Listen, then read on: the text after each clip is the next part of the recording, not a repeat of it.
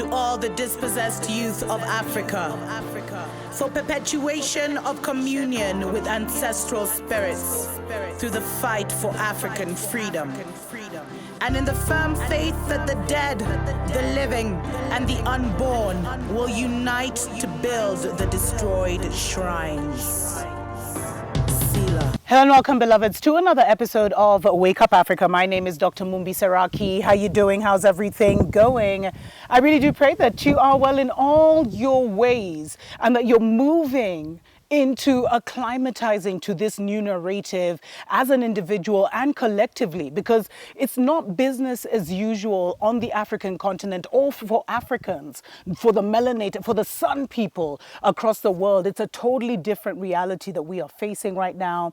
It's like something has shifted in the atmosphere, and even other people, other races are coming to defend our human rights, etc., etc. But as I told you, beloveds, the world is a theater. All of this is a theater. How ironic that the Ukrainian president actually has a theater company. And he's a comedian as well as president. I mean, it's such an oxymoron, beloveds. And so everything is being played out. And it's like they rolled out this World War III narrative a little soon, and they've almost fumbled it. Because I told you, beloveds, it's all about narratives. And so they wanted the next big narrative to be Russia invading Ukraine, World War III, which is why we saw it trending on all the major social media platforms. But what was disgusting and what has been called out has been the biased reporting all over a lot of Western media who were blatantly racist. And it's like all this stuff, from the way people were treated in Ukraine by the police, from the way other Europeans showed their obvious racism by not allowing, like, war is starting and you won't allow someone to cross a border because they're black. It's crazy that at that time, and totally ignoring international law, which I guess that's the angle that our African bloc nations are going. That's how they're trying to go for the jugular of Europe. But it's just been a massive embarrassment globally on every level. And the biggest embarrassment has been how Muzungus have been reporting this, which tells you that the narrative is so important. Like they were saying, there's one journalist from, he's called Philip Korb on BFM, which is one of France's most watched channels. And he said on air, we're not talking here about Syrians fleeing the bombing of the Syrian regime backed by Putin. We're talking about Europeans leaving in cars that look like ours to save their lives. There was another, Peter Doby, a presenter with Al Jazeera. He said, what is compelling, now he was talking about the Ukrainian refugees, the Mzungu refugees.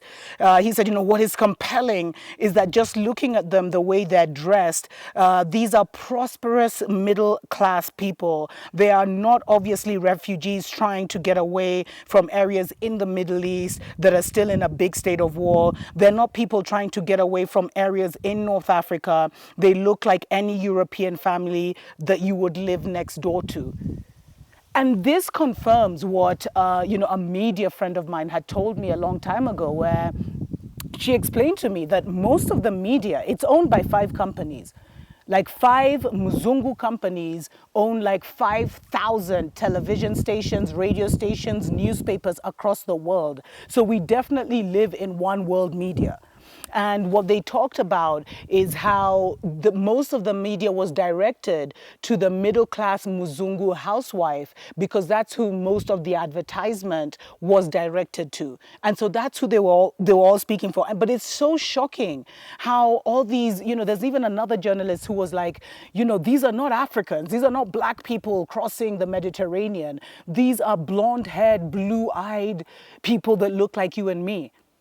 And this should be, apart from the global embarrassment that they're getting from this, of course, Asia is coming hard at them.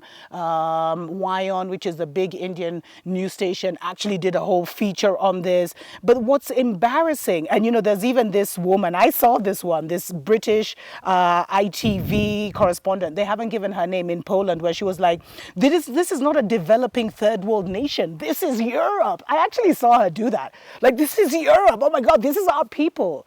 So hello, wake up, beloveds. It's not about you. It's never been about you. And if you try and get caught up in this European war, you're going to be the greatest casualty. You are the least important. You're even an obstacle now. The only reason we saw the Ukrainian president, he couldn't even apologize for what was done to our people. All he had to say was, let's respect the international rule of law. Like, they still don't see us on the level of an apology. And let me tell you, beloveds, it's because spiritually, in the 1400s, and don't take this as a joke, in 1450, the Pope declared that black people, Africans, do not have a soul. It was put in their law. It was written. And right now we're in the age of written, like laws and all this stuff. So anything that's written, that's where the spells are tied in.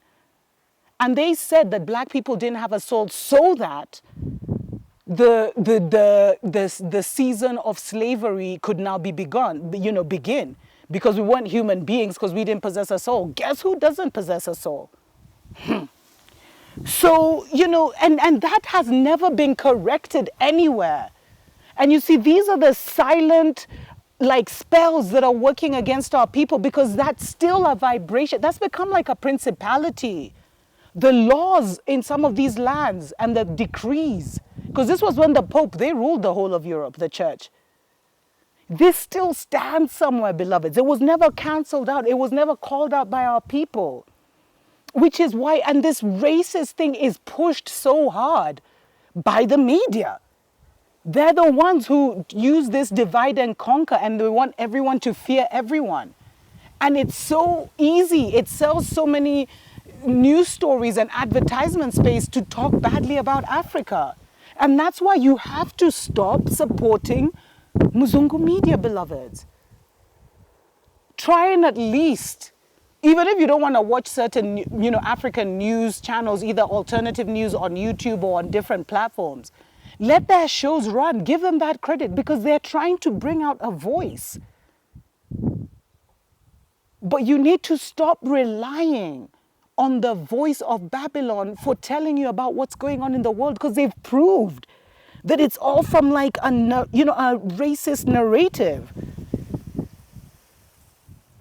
And there's all this, they're breaking, I'm reading, Article 1 of the International Convention on the Elimination of All Forms of Racial Discrimination. So you see how they use written doctrine against other written things. And, a lot of these media have actually been called out for their racist reporting. There's even this one, Charlie, who reported for CBS. He's the major CBS correspondent. And he said, this isn't a place, with all due respect, like Iraq or Afghanistan that has seen conflict raging for decades. This is relatively civilized, relatively European. I have to choose these words carefully too. City where you wouldn't expect that or hope that it's going to happen. And you see, this is the problem of Babylon telling the story and then having the audacity to be racist when they're bringing out World War III. This is crazy, because you see, they go over everything. They floss over everything. And this is why I'm saying it's so important for you to have your own narrative, because they won't tell you about the resource wars, about what the divided states did, about Obama and why they've gone into Syria, why they took out Saddam, why they took out Gaddafi. They'll gloss that over, and they won't put the responsibility where it properly lies, with their governments and their decisions. That's what has created the conflict in the world. But they'll ignore all that. And that's why, beloveds, the narrative is so dangerous and so powerful. That's the primary weapon being used right now by the enemies of our soul. And I don't know how we're going to do it, but we need like an African CNN, which is even biased towards us. You know what I mean? We really need that. May the Spirit anoint someone to bring that into being.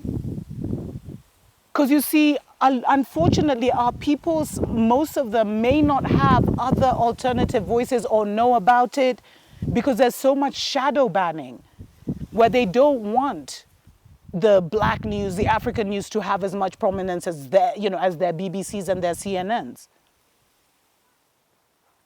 So, beloved, support your own as much as possible. Support grassroots news movements. and also give that other story, share that alternative story, because something has shifted for us in this global narrative. But if we don't shift ourselves out of this narrative that puts us at the bottom, then we won't be able to see the new us and the new and we won't be able to bring in and harness in the new reality that is here. Let me know what you think in the comments below.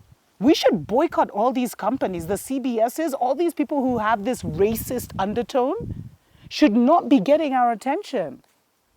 Our attention is power. It's money. It's gold.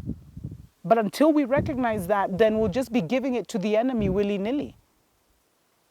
Tuko pamoja.